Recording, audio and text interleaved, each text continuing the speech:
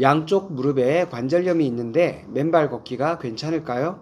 이 질문에 대해서는 관절염에 따라 대답이 좀 달라질 수 있습니다.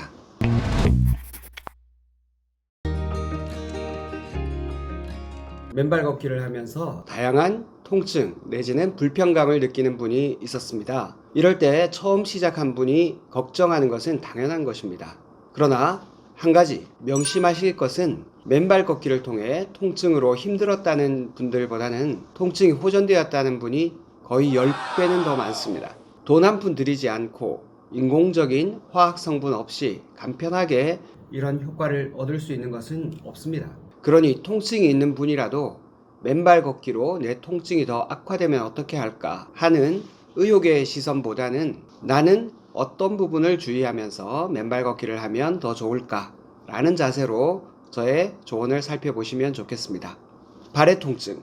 발가락에 굳은 살이 생겼을 때 맨발 걷기를 해도 되나요? 굳은 살이 있어도 통증이 없다면 맨발 걷기 하는 데는 문제가 없습니다. 실제 맨발 걷기를 하면서 발바닥에 굳은 살이 더 생기는 분도 있고 굳은 살이 부드러워졌다는 분도 있습니다. 새끼발가락 아랫부위 발바닥에 동전 크기 굳은 살이 있는데 맨발 걷기 중에 이 부위에 통증이 있습니다.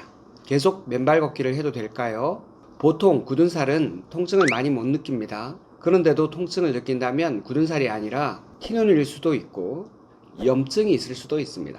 티눈이라면 통증이 생길 수 있습니다. 이런 경우는 피부과에 가셔서 티눈인지 또는 굳은 살에 염증이 생겼는지 한번 확인해 보시는 것이 좋습니다. 발바닥 뒤꿈치가 아픈데 학교 운동장 맨발로 걸었더니 더 아픕니다. 계속 맨발로 걸어도 될까요? 이런 분들은 좀 더 부드러운 것을 선택하시고 시간을 좀 줄이는 것을 추천합니다.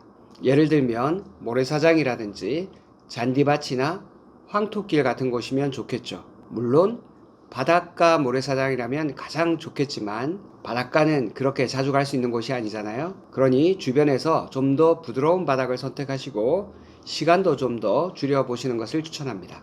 족저근막염 때문에 쿠션이 좋은 신발을 신고 있는데 맨발 걷기 하면 족저근막염이 악화되지 않을까요? 맨발 걷기 후에 족저근막염이 좋아진 분이 상당히 많습니다. 아마도 족저근막의 염증이 감소되고 코어 근육이 회복되면서 족저근막염이 호전되는 것으로 생각됩니다. 주의할 것은 처음 시작할 때 발의 통증으로 불편하실 수 있다는 점입니다.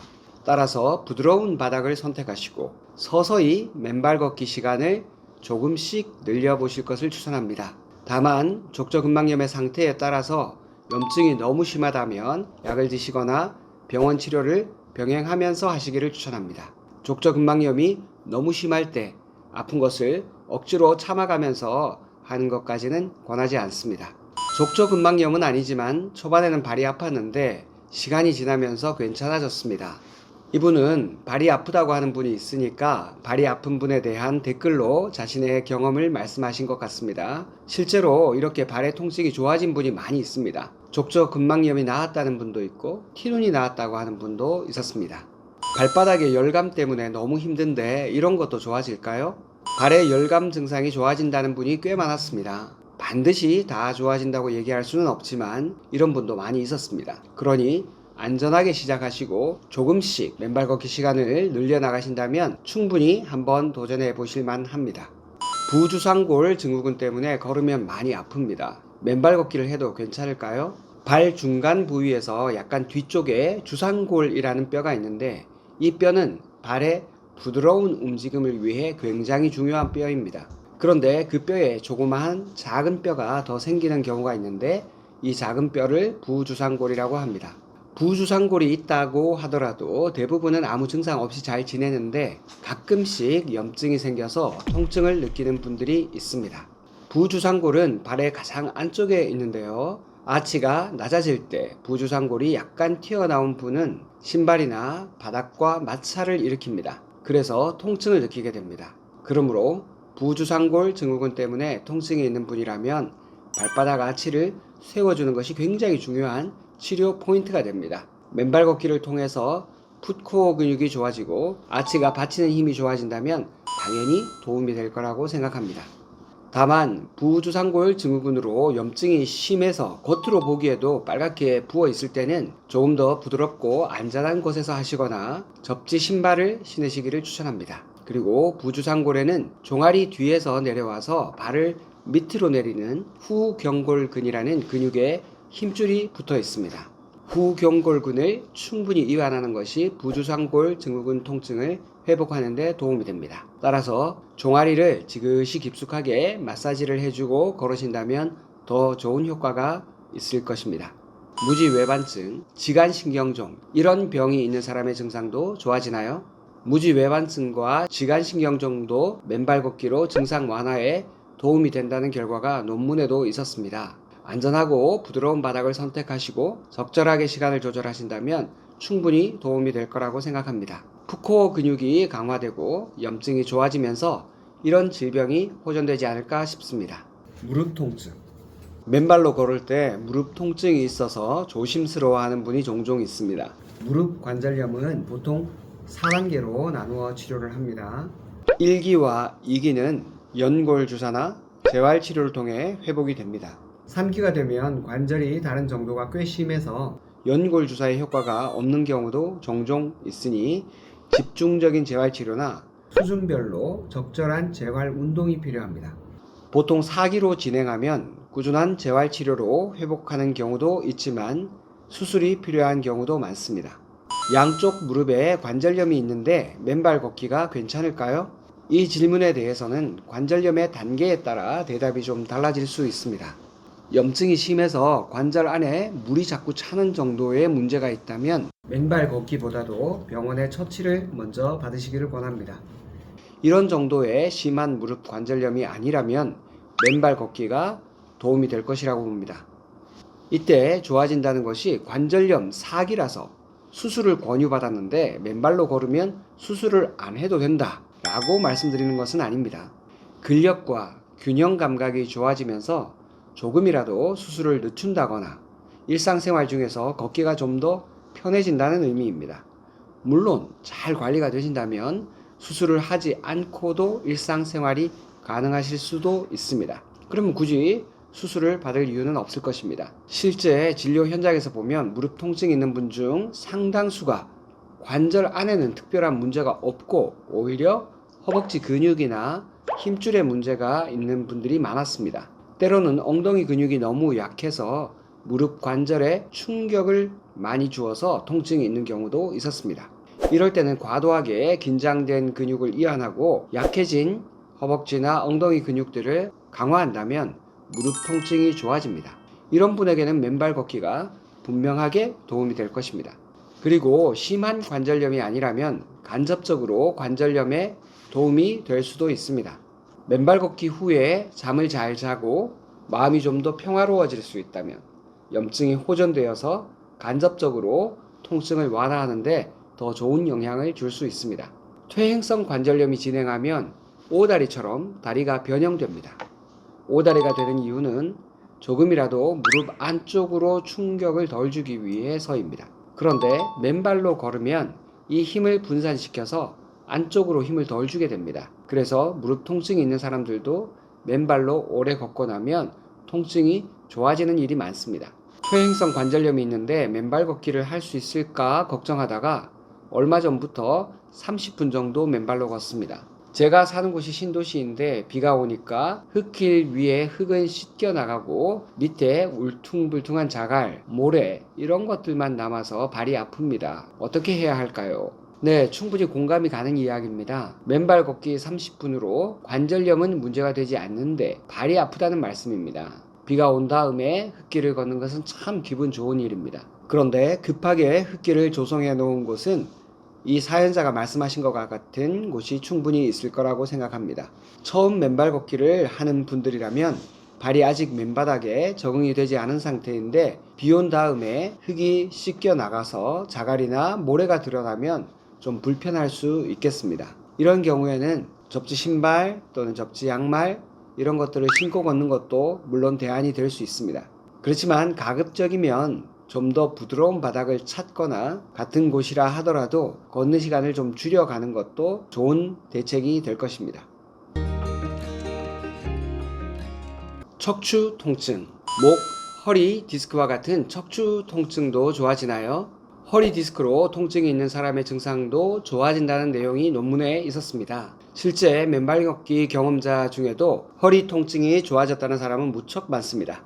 그런 분들이 모두 허리 디스크 때문인지는 알 수 없습니다. 실제 MRI까지 찍고 허리 디스크라고 진단이 되었는데 실제로 제가 진찰을 해보니까 허리 디스크 때문이 아니라 근육의 긴장성 통증이나 척추 후관절 증후군을 가진 분이 많이 있었으니까요. 어쨌든 허리 통증을 대부분 허리 디스크라 부르는 경우가 많기 때문에 그렇게 부르기로 한다면 허리 통증이 맨발 걷기 후에 호전되었다는 사례는 무척 많습니다. 맨발 걷기를 통해 허벅지와 엉덩이 근육, 척추 주변의 코어 근육이 강화되면서 자연스럽게 디스크도 회복이 되는 것이라고 생각됩니다.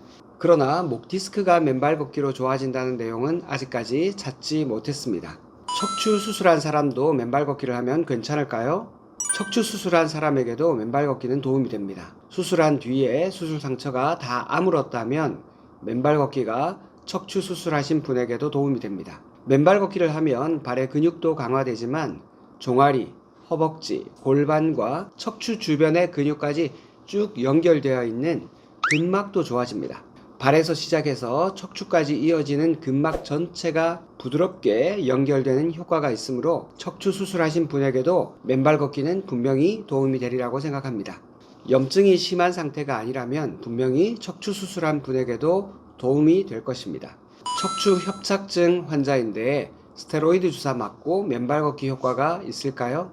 너무 뒤꿈치로 충격을 주면서 걷지만 않는다면 저는 괜찮다고 봅니다. 맨발 걷기의 원칙을 잘 지키시면 문제가 없습니다. 처음부터 너무 긴 시간 동안 무리하거나 너무 딱딱한 바닥에서 시작하시는 실수만 하지 않으신다면 괜찮습니다. 척추 협착증에도 효과가 있을까요? 척추 협착증은 척추의 질병 중에서도 수술을 많이 하는 질병입니다. 허리 디스크에 비해서 수술을 해야 할 확률이 훨씬 높은 병입니다. 수술을 받아야 할 정도로 심한 협착증이 맨발 걷기 때문에 좋아진다고 말씀드릴 수는 없습니다. 그렇지만 증상을 완화하는 데 도움이 될 가능성은 충분히 있다고 봅니다. 협착증 환자들은 주로 걸을 때 종아리가 터져나갈 듯이 팽팽하고 당기는 증상이 있습니다. 이런 증상이 척추에서 신경이 자극되는 경우도 있지만 허벅지와 종아리 근육이 약해지거나 지나치게 긴장하면서 생기기도 합니다. 사실 엄밀하게 말해 근육의 문제라면 척추 협착증이라고 할 수는 없습니다. 그러나 우리가 드러나는 증상이 척추 협착증과 비슷하기 때문에 혼동을 하는 경우도 꽤 있습니다. 맨발 걷기를 하면서 허리와 발의 코어 근육이 강화되고 종아리와 허벅지 근육들도 튼튼해진다면 그런 증상들이 좀 줄어들 가능성이 충분히 있습니다. 전신적인 불편감. 맨발 걷기를 한 이후로 머리부터 발끝까지 뜨거워서 잠을 잘 수가 없습니다. 몸에 염증은 잦아들었는데 이렇게 몸이 뜨거워서 잘 수가 없어요. 이런 분이 드물기는 하지만 가끔씩 있었습니다. 그런데 이 말씀만 들어서는 맨발 걷기를 계속 하라거나 말라거나 조언을 하기가 어렵습니다. 전신적인 혈액순환의 문제는 자율신경계의 조절을 받습니다. 이분도 아마 자율신경계에 이상이 동반된 것 같은데 맨발 걷기는 대체로 자율신경을 안정시키는 효과가 있기 때문에 이런 증상을 완화하는 경우가 많습니다. 이 사연자는 초기에 자율신경계가 균형을 잡아가는 과정인데 아직 적응이 다 되지 않은 것인지 아니면 다른 문제가 있는지 이 사연만으로는 파악하기가 어려워서 딱 짚어드리기가 어렵습니다. 이게 너무 불편하신 정도라면 일단은 맨발 걷기 시간을 좀 줄여보시거나 좀 더 부드러운 바닥에서 조금씩 천천히 적응해 보시기를 추천합니다.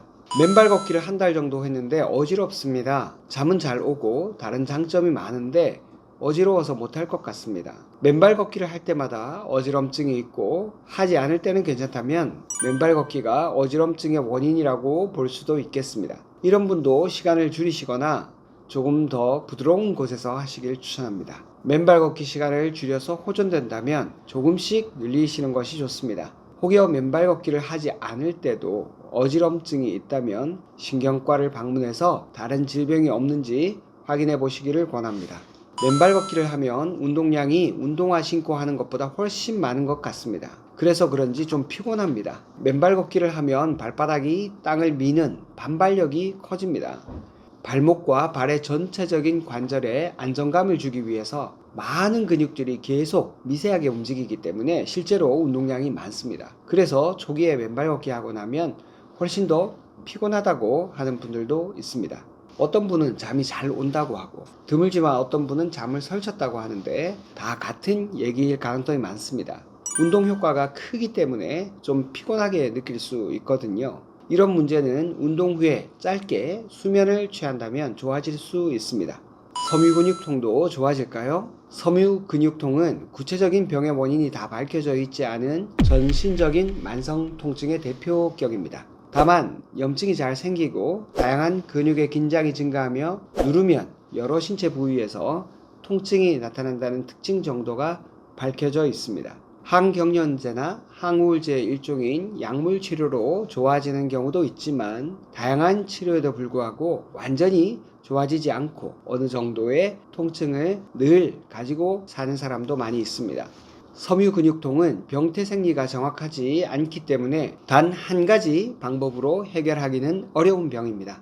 약물뿐만 아니라 운동, 수면관리, 스트레스 관리, 근막 이완 등 다양한 방법을 동원하여 치료하게 됩니다. 섬유근육통이 있는 사람도 운동을 통해 회복되는 경우가 종종 있다는 것에 착안한다면 맨발 걷기가 도움이 될 것입니다.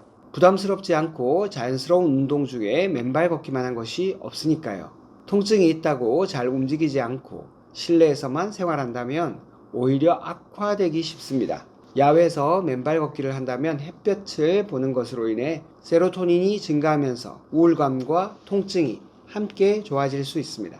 신발을 신고 걷는 것에 비해서 맨발 걷기는 운동 효과도 크기 때문에 섬유근육통에도 호전 반응을 보일 수 있습니다. 실제 논문으로도 섬유근육통이 통계적으로 좋아진다는 내용이 있었습니다.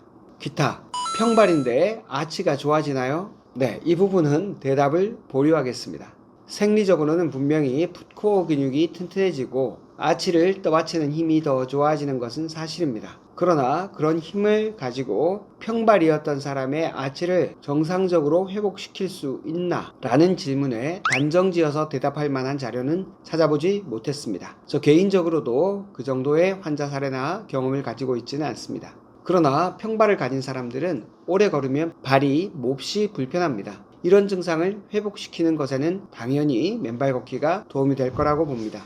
맨발 걷기 초반에는 근육에 힘이 많이 들어가서 좀 불편하시겠지만 시간이 점점 흐를수록 발가락 근육이 튼튼해지고 아치를 받치는 힘도 좋아지기 때문에 발의 기능은 더 좋아질 것입니다. 논문으로는 독일과 남아프리카 공화국의 18세 이하 학생들을 대상으로 한 실험이 있었습니다. 맨발로 지내는 아이들, 남아공 아이들과 신발을 신고 지낸 독일의 아이들의 아치 높이를 비교한 결과가 있습니다. 그런데 이 연구는 상당히 오랜 기간 동안 맨발로 지냈으며 한창 성장하는 어린 나이의 아이들을 대상으로 한 것이기 때문에 성인에게 똑같이 적용하는 데는 한계가 있습니다. 이상과 같이 맨발 걷기에 대한 다양한 통증 반응을 알아보았습니다. 맨발 걷기를 하고 난 다음 어떤 이상 반응이 나타났다면 그게 반드시 맨발 걷기 때문이라고 확정 짓기가 어렵습니다. 혹여나 다른 문제가 있을 수 있으니까 함께 염두에 두시고 필요하면 전문의와 상의하시길 바랍니다.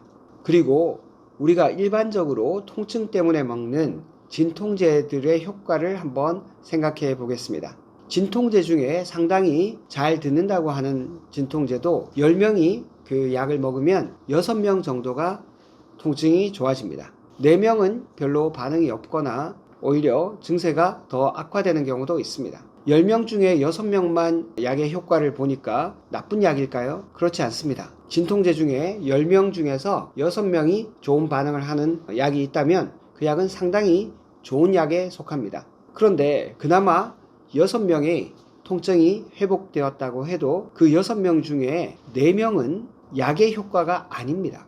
약의 화학 성분 효과가 아니라는 거죠. 왜냐하면 10명 중에 진통제와 똑같이 생긴 밀가루로 된 약을 주어도 10명 중에 4명은 좋아지기 때문입니다. 실제 약은 아니지만 밀가루 약을 먹고 좋아진 이 4명, 이 4명을 플라시보 효과라고 합니다. 그래서 일반적으로 진통제가 60% 정도의 효과가 있다면 60% 중에 40%가 플라시보 효과이고 20%만 화학 성분의 효과입니다. 그렇게 본다면 진통제는 오히려 부작용이 있을 가능성도 있는데 맨발 걷기는 그런 부작용이 매우 적거나 있다 하더라도 아주 가볍습니다. 그리고 진통제를 사 먹을 때 우리가 약국에 가서 약을 직접 사기도 하고 때로는 병원에 가서 진찰을 보고 또 약을 처방받기도 하지 않습니까? 그런 것을 감안한다면 맨발 걷기는 진료를 보지 않아도 되고 약값을 지불하지 않아도 되고 또 약에 의한 부작용도 그런 것보다 훨씬 더 덜하고 실제 좋아지는 사람의 빈도도 10명 중에 9명은 좋아지고 1명이 부작용이 있는 것입니다. 그렇게 생각한다면 맨발 걷기는 가장 부작용이 적은 아주 자연적인 진통제라고 할 수도 있습니다.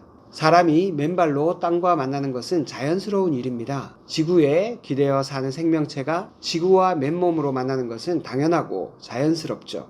이토록 자연스러운 일을 가지고 이건 100% 안 된다, 이것은 100% 된다, 이렇게 단정적으로 얘기할 수 없습니다. 맨발 걷기가 어떤 분한테는 효과가 아주 크지만 어떤 분한테는 효과가 좀 적을 수도 있습니다. 때로는 역효과가 나는 분도 있을 수 있습니다. 그걸 개인적으로 받아들이고 자기에게 맞게 조정해 가는 과정이 필요합니다.